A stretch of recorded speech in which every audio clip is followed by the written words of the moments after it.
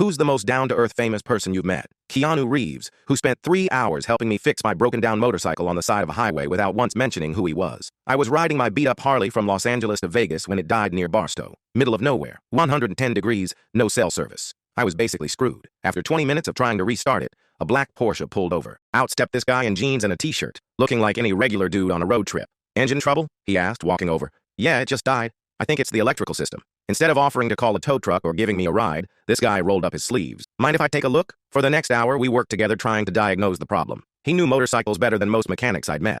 We traced wires, checked connections, and tested the battery. "Try it now," he said after replacing a blown fuse. The bike roared to life. I was so relieved I could have hugged him. "You saved my trip, man. How much do I owe you?" "Nothing. Just help the next guy you see broken down." We talked for another hour while my bike cooled down. He asked about my job, my family, why I was going to Vegas. Normal conversation, nothing about Hollywood or fame. When I mentioned I was a veteran struggling to find work, his whole demeanor changed. Not in a bad way, but like it really mattered to him. "What kind of work are you looking for?" "Construction, mechanical stuff. Anything with my hands." He pulled out his phone and made a call right there. "Hey, it's me. I've got a friend here who needs work. He's good with his hands. Military background." After hanging up, he handed me a business card. "Call this number Monday. It's a construction company in LA.